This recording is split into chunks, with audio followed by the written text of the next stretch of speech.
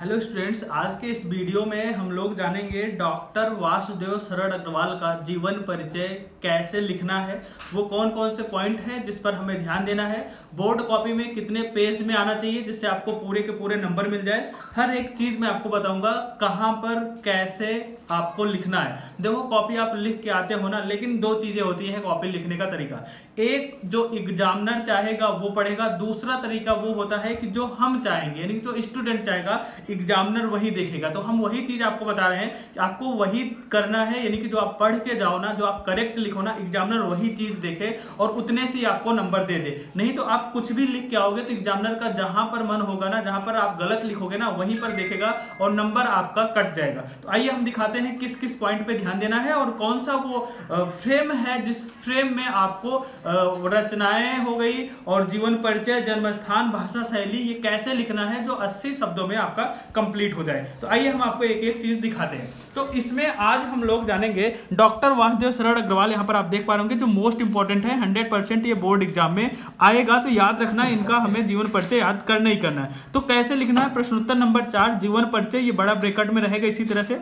फिर आप जिनका जीवन परिचय लिख रहे हैं वासुदेव शरण अग्रवाल, उनका नाम लिखिए। उसके बाद फिर आप सबसे पहले जन्म लिखिए, फिर जन्म स्थान लिखिए, फिर उपाधि लिखिए, फिर भाषा शैली, रचनाएं, मृत्यु और प्रसिद्धि। ये जो इंपॉर्टेंट पॉइंट है ना, इतनी चीजें सिर्फ आपको याद करके जाना मेरे भाई। इतने चीजों में ही देख के एग्जामिनर ऐसे आपका सही करेगा और यहीं पे ही आपको 5 नंबर, क्या 5 नंबर यहीं पे आपको दे देगा। क्योंकि इतनी चीजें आप जैसे सही लिखोगे ना, उसके बाद जो आप जीवन परिचय और साहित्यिक परिचय डाल के लिखोगे ना, अरे इसी से रिलेटेड ही लिखना है, इसी से रिलेटेड ही रहेगा। तो ये आपका जीवन परिचय जो आपने लिखा है ये नहीं पड़ेगा। अगर आप केवल हेडिंग डाल के जीवन परिचय लिखना स्टार्ट करेंगे ना, तो वहां पर आपसे बहुत सारी गलतियां हो जाएंगी और एग्जामिनर जहां पर भी गलत देखेगा ना, वहां पर ऐसा सर्कल बनाएगा और 1 नंबर आपका काट लेगा।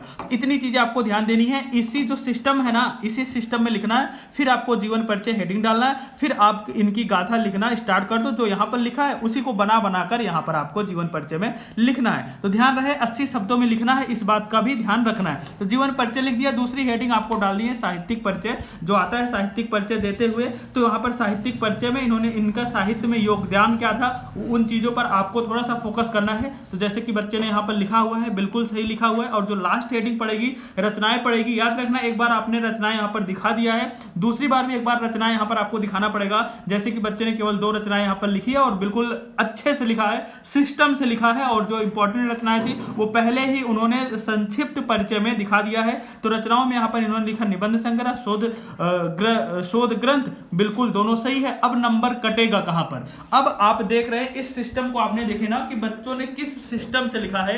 अब आप बताइए यहां पर नंबर काटेगा एग्जामिनर तो कैसे काटेगा। आप सब लोग बिल्कुल कमेंट्स करके बताना कि क्या इस पर नंबर कटेगा कि नहीं कटेगा। हमें तो नहीं लग रहा है कि अगर आप इस पैटर्न पे लिख के आओगे एग्जामिनर आपका नंबर काट लेगा। जो भी आपको लगता है कमेंट बॉक्स में बिल्कुल कमेंट्स करके हमें बताना। हर एक बच्चों का कमेंट्स मैं देखता हूं, उसी के अकॉर्डिंग यहाँ पर हम वीडियो बनाने का प्रयास करते हैं। तो ठीक है, नेक्स्ट वीडियो में हम आपको एक और जीवन परिचय के बारे में बताएंगे, तो वो भी आप देखना। और सिस्टम जो है ना, पैटर्न जो है, इसी पैटर्न पे आपको लिखना है। Thank you.